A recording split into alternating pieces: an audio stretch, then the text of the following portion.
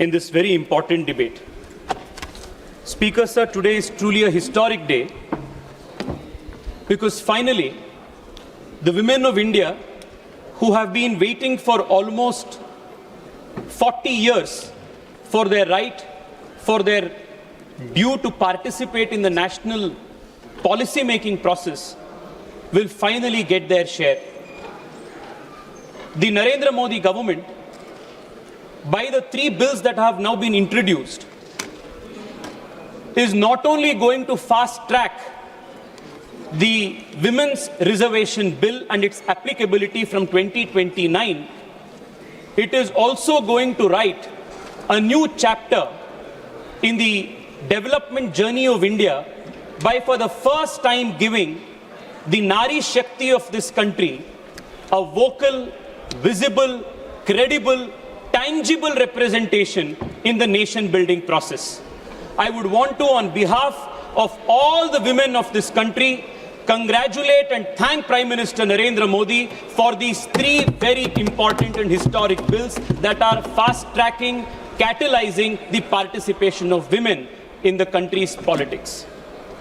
Speaker, sir, the journey of the Women Representation Bill, the Women Reservation Bill that started in 1996 and is finally now seen crucial in 2026.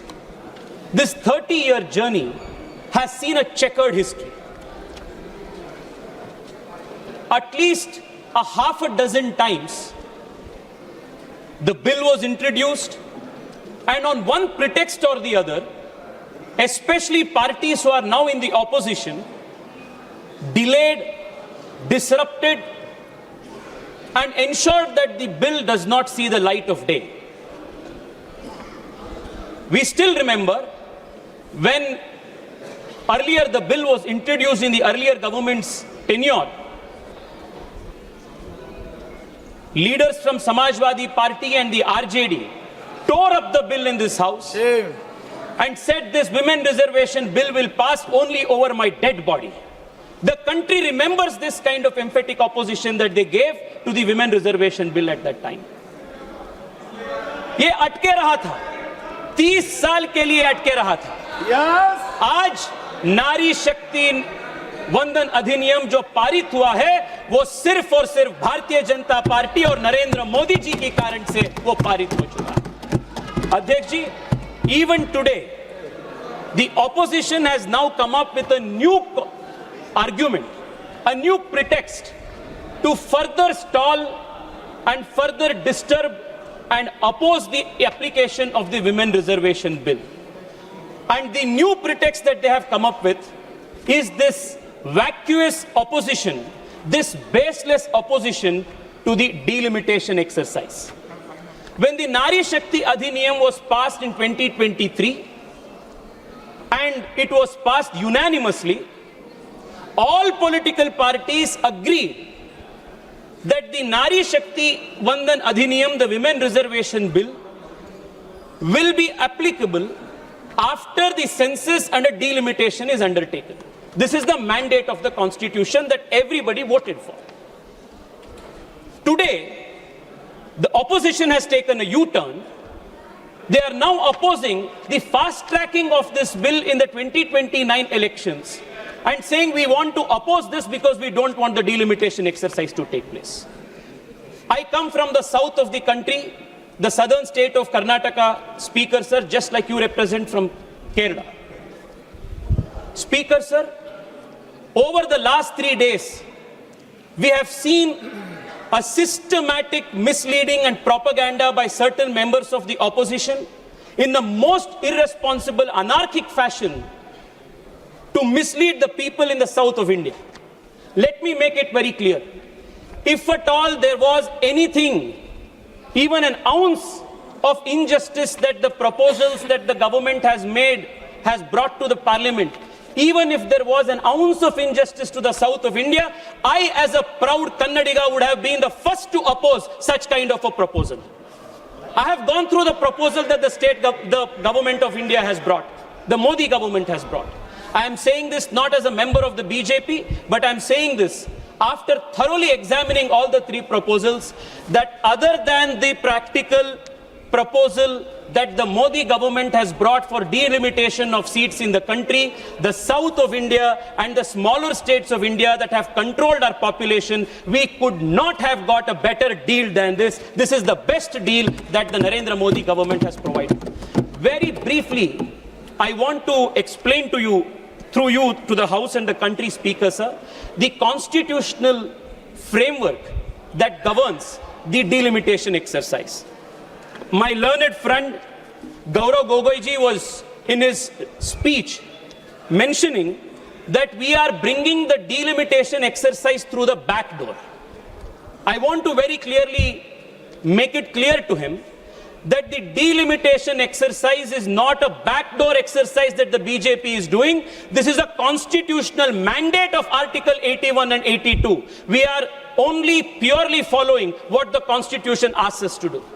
There are three primary articles that govern the exercise that we are now conducting, Speaker, sir. Article 81, Article 82, and Article 330A of the Constitution, which provides for women reservation. Let us examine all the three articles briefly and summarily to understand what the articles essentially say. The first article, 81, determines the total number of seats. It also says that the total number of seats meant to the Lok Sabha, the House of People, must be divided across the country in such a manner that the ratio between the number of total seats and the population of the state is, so far as practicable, the same for all states. This is the first requirement. The second requirement of Article 81 is that within the states, the territorial constituencies shall be divided in such a manner that the ratio between the population of each constituency and the number of seats allotted is, as far as practicable, same within the state. This is the mandate of the Article 81.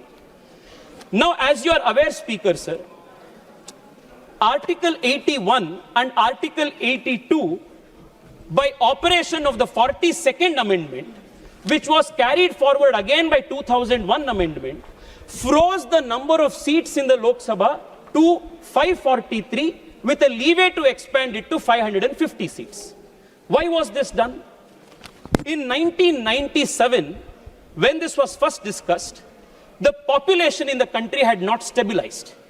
Therefore, a compromise formula was taken that let us not put the southern states which have performed well in population control, let us not penalize them, let us freeze the number of seats. The same thing continued even in 2001. In 2001, while considering this bill, the then Law Minister Arun Jaitley ji said this to the floor of the House. He said the national population policy also envisages that the year 2026 shall be the year in which the population of the country would hopefully stabilize. Therefore, what was true till 2000 is sought to be frozen till the year 2026. That is, the year in which we anticipate, hopefully, that the population figure in the country would stabilize. This is the motive behind freezing of the seats in 1971, which was carried for another 25 years in 2001. We are now in 2026. The first argument that the opposition is making is they don't want the delimitation exercise to take place. This is the most absurd argument. In 1971, the population of the country was 550 crores. The population of the country in 2026 today is 140 crores. There are assembly constituencies and parliamentary constituencies. Again, I want to take the reference made by learned colleague Gaurav Gogoiji in his speech. There are certain assembly constituencies in this country which are 26 lakh in number. There are certain constituencies where one single MP is representing close to 38 lakh people in the country. The population of almost a small nation in Europe. How is this democratic? How is this accountable governance? How can the number of seats that was frozen in 1971 still cater to a population of 140 crore in 2026? For better governance, for better accountability and accessibility of elected representatives. Speaker, sir, delimitation is not a mere democratic imperative. It is also a constitutional duty that finally Narendra Modi government is performing today. Speaker, sir, I want to contrast this with the proposals that the Congress and the opposition is giving. The opposition says, why can't you implement women reservation as it is on the 543 seats? Why don't you freeze the number of seats? Now, were we to freeze the number of seats, it will defeat the principle in Article 81 of one person, one vote and one value. This is a very important constitutional principle that the founding fathers of the Constitution have protected.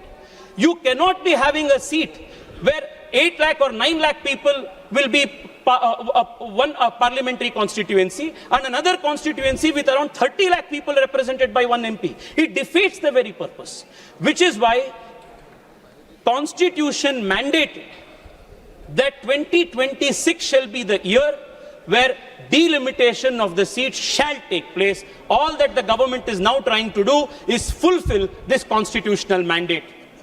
There is a difference between other governments and the Modi government, Speaker, sir. Other governments, especially the governments of the Congress party, have always believed and practiced the politics of postponement. It is the Narendra Modi government that does not believe in politics of postponement, but believes in solving the problems of the past. I want to give you an example. OROP was pending from 40 years. What did earlier Congress governments do? Postpone it. Article 370 was pending from 70 years. What did all these governments do? What was supposed to be a temporary provision, they converted into a permanent provision. What did they do? Postpone it. The Bangladesh and India border swapping deal, for almost 40-50 years, it was kept pending. What did the earlier governments do? Postpone it. It is the Narendra Modi government that solved the 70-year-old temporary provision of Article 370 by abrogating it, because we do not believe in the politics of postponement. We finally solved the OROP after 40 years because we do not believe in the politics of postponement. If the Congress were in power today, they may have, like was done in 71, like